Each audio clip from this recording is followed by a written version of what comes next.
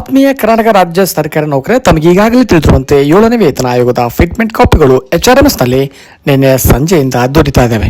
ಹಾಗಾಗಿ HRMS-ನಲ್ಲಿ ಕೆಲವೊಂದು ತಾಂತ್ರಿಕ ತೊಂದರೆಗಳುಂಟಾಗಿ ವಿಶೇಷವಾಗಿ ಪ್ರೌಢಶಾಲಾ ಶಿಕ್ಷಕರ ಒಂದು HRMS-ನಲ್ಲಿ ತೊಂದರೆಗಳು ಉಂಟಾಗ್ತವೆ. ಏಕೆಂದರೆ ಅಲ್ಲಿ ಕುಮಾರ್ ನಾಯಕ್ ವರದಿ ನೀಡಿರ್ತಕ್ಕಂಥ ಹೆಚ್ಚುವರಿ ಭತ್ಯೆಗಳನ್ನು ಅಲ್ಲಿ ಸೇರ್ಪಡೆ ಆಗ್ತದೆ. ಸುಮಾರು 450 ರೂಪಾಯಿಯಿಂದ 800ವರೆಗೆ ಹೆಚ್ಚುವರಿ ಆಗಿರ್ತಕ್ಕಂಥ ಒಂದು ಫಿಟ್ಮೆಂಟ್ ನಲ್ಲಿ ತೋರಿಸ್ತದೆ. ಅಲ್ಲದೆ ಒಂದು ವೇತನ ಬಡ್ತಿ, ವಿಶೇಷ ವೇತನ ಬಡ್ತಿ ಅಂದ್ರೆ ಒಂದು ಹೆಚ್ಚುವರಿ ಇನ್ಕ್ರಿಮೆಂಟ್ ಕೂಡ ಬರ್ತಿದ್ದು ಅಪ್ರೂವಲ್ ಮಾಡಬೇಕಾದ್ರೆ ಸ್ವಲ್ಪ ಎಚ್ಚರ ವಹಿಸಬೇಕಾಗಿದೆ.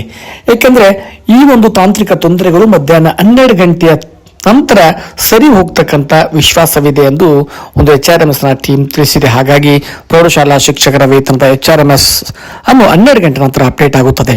ಅಲ್ಲಿ ತನಕ ಯಾವುದೇ ಫಿಟ್ಮೆಂಟ್ ಅಪ್ರೂವ್ ಮಾಡಬೇಡಿ.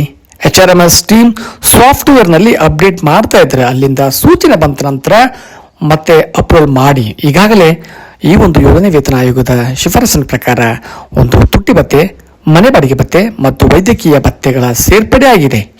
ವಿಶೇಷ ಭತ್ಯೆ ಮತ್ತು ಕುಮಾರ್ ನಾಯಕ್ ವರದಿ ಹೆಚ್ಚುವರಿ ಭತ್ಯೆ ತೆಗೆದು ಸರಿ ಮಾಡಿ ಕೊಡ್ತಕ್ಕಂಥ ವಿಶ್ವಾಸವಿದೆ. ಹಾಗಾಗಿ ಮಧ್ಯಾಹ್ನದವರೆಗೂ ಕೂಡ ಎಲ್ಲ ಒಂದು ವಿಶೇಷವಾಗಿ ಪ್ರೌಢಶಾಲಾ DDOಗಳು ಇದನ್ನು ಗಮನಿಸಬೇಕು. ಯಾಕಂದ್ರೆ ಎಲ್ಲ ಫಿಟ್ಮೆಂಟ್ಗಳು ತಪ್ಪಾಗಿ ಫಿಕ್ಸೇಷನ್ ಆಗಿದ್ದು ಯಾವುದೇ ಕಾರಣಕ್ಕೂ ಕೂಡ ಯಾರು ಫಿಟ್ಮೆಂಟ್ ಅನ್ನು ಅಪ್ರೂವ್ ಮಾಡಿಕೊಳ್ಳುವಂತೆ ಜಾಗ್ರತೆ ವಹಿಸಬೇಕೆಂದು ರಾಜ್ಯ ಪ್ರೌಢಶಾಲಾ ಶಿಕ್ಷಕರ ಸಂಘ ಒಂದು ಮನವಿಯನ್ನು ಮಾಡಿದೆ.